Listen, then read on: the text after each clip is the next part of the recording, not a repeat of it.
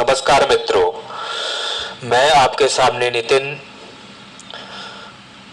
जो एक राष्ट्रवादी विचारक और अभी अभी एक आपको संदेश देना चाहता हूं।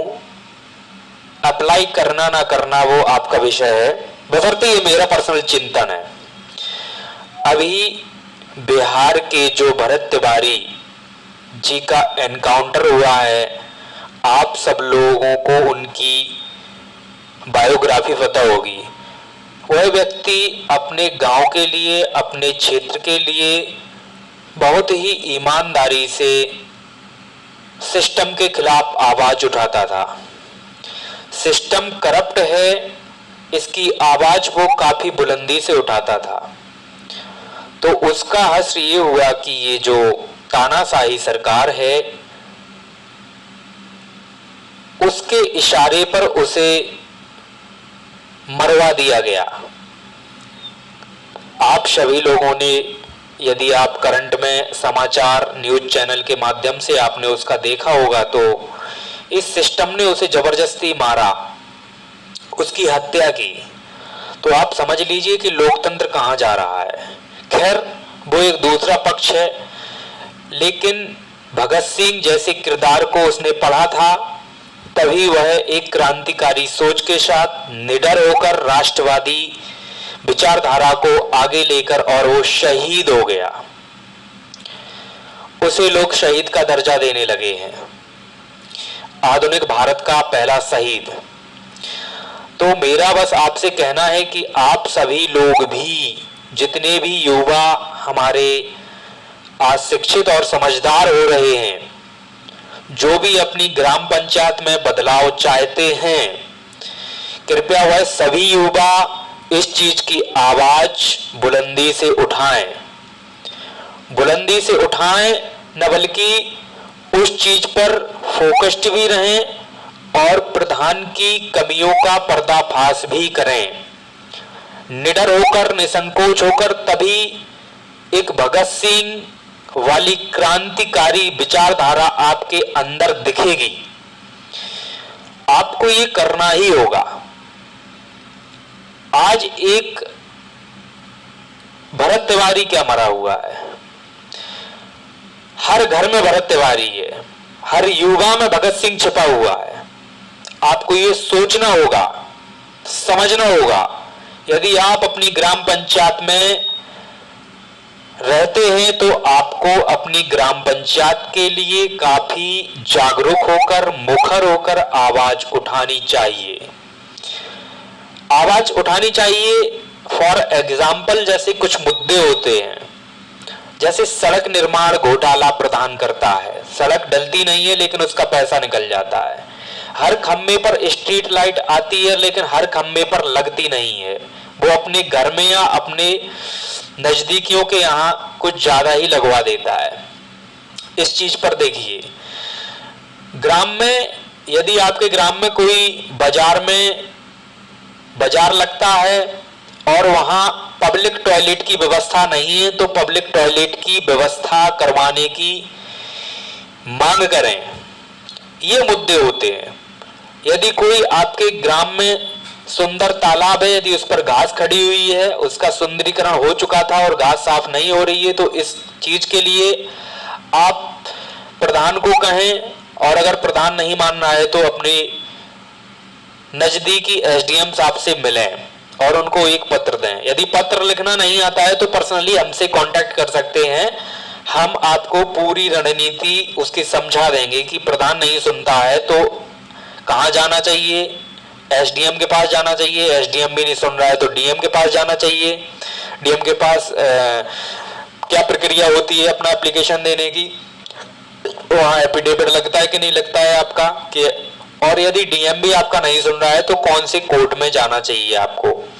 लेकिन आपकी आवाज जो है, वो जरूरी नहीं है कि आपकी आवाज जिले तक सीमित रहे। आप एक भारत के सच्चे नागरिक हैं, चाहे वो आप किसी भी छोटे ग्राम से आते हो या आप ज्यादा शिक्षित हो या ना हो, क्योंकि सरकार के द्वारा नियुक्त किए गए अत्यधिक महान शिक्षित व्यक्ति जो हमें भेजे जाते हैं, वो हमारे ब्यूरोक्रेट्स होते हैं। और उनके अलावा हमारे पास पूरा तंत्र पढ़ा लिखा होता है गवर्नमेंट का जो होता है, तो हमारी आवाज अवश्य सुनी जाएगी। ऐसा मत समझे कि मुझे पत्र लिखना नहीं आता या एसडीएम से बात करना नहीं आता, अपनी बात थोड़ी तो आगे बढ़ाएं और ले जाएं, और प्रधान के खिलाफ कड़ाई से कड़ा एक्शन लें यदि वो काम नहीं करता है। और आने वाले चुनाव में जो 2027 में होने वाला है, सुनने में आ रहा है कि प्रधानी का चुनाव 2027 में हो रहा है, इसमें जो भी गांव के लोग हैं और यदि जो युवा हैं जो अपनी प्रधानी लड़ने का, जो बीडीसी लड़ने का अपना विचार बना रहे हैं, उनको अपनी आवाज, अपनी शर्तें जो वो करना चाहते हैं, गांव में परिवर्तन क्या करोगे भाई, जो शर्तें हैं गांव में आप परिवर्तन क्या लाना चाहते हो, कौन कौन से काम करना चाहते हो, उन परिवर्तनों की एक सूची बनाएं और लोगों को समझाएं कि हमें प्रधान बना दीजिए, हम ये काम करेंगे, इस चीज का आपको सफाई देंगे, झाड़ू जो मान लो, अरे हर हफ्ते तो लगना चाहिए गांव की गलियों में, डेली नहीं लगती है तो कोई बात नहीं, हर हफ्ते तो लगना चाहिए, महीने में 4 बार।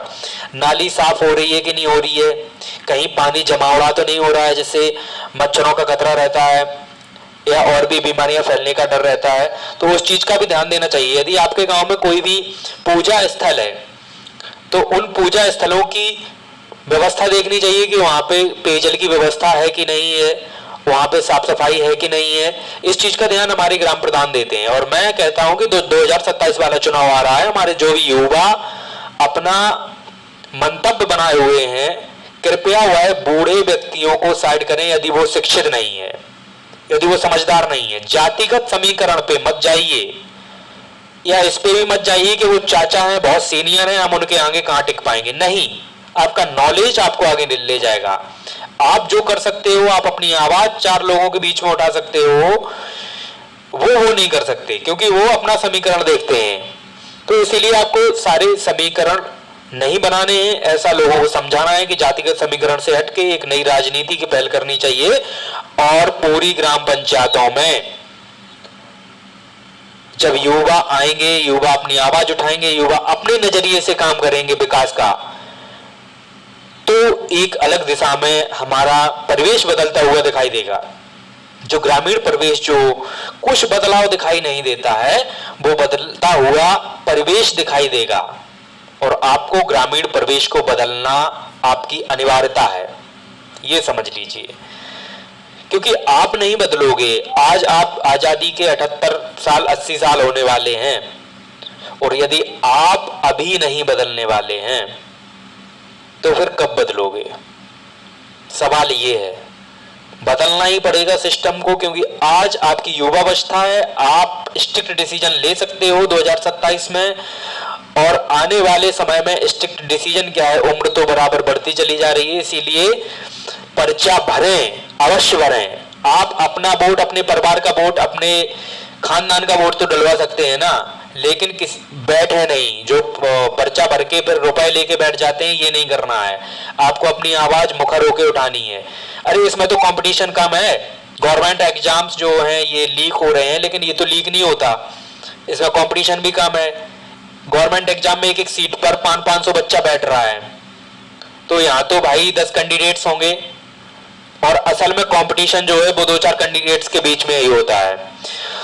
तो आप लोगों को ये सुनिश्चित करना है कि आप लोगों को करना क्या है। मैं बस इतनी आपसे अपील करता हूं, इस वीडियो को पूरा देखें, ध्यान से देखें, सुने, मेरी बात को समझें। और मैं सभी आसपास की ग्राम पंचायतों से कह रहा हूं, जैसे तुम्हारे सराउंड हो गया, खतौली हो गया, दौलतपुरा हो गया, और जहां जहां के युवक देख रहे हैं, दादनपुर हो गया, रंधौरा रूपापुर हो गया, हिंगटा बोरा हो गया, जैतपुरा हो गया, कुंडू हो गया, और गोहन हो गया, कुरसाना हो गया, बोरा हो गया, सियारी हो गया, जो नहीं नियर बाई के जितने भी हैं, गोहनी हो गया, पुरवा हो गया, ये जो भी आपके नियर बाई है, एक तंत्र स्थापित कर लीजिए। युवाओं को आगे आना चाहिए, किसी पे डिपेंडेंसी नहीं रखनी चाहिए। मैं बस इतनी ही बात कहूंगा, सभी दोस्तों से ये विनम्र निवेदन है कि इस चीज को थोड़ा सीरियसली लें और सुने, समझें, थोड़ा चिंतन करें। ऐसा हो सकता है, क्यों नहीं हो सकता है? लोग शुरू से शुरू करते हैं, क्यों नहीं हो सकता है? तो इसीलिए ध्यान दीजिए। ठीक है, सभी लोगों को नमस्ते, जय हिंद, वंदे मातरम, भारत माता की जय।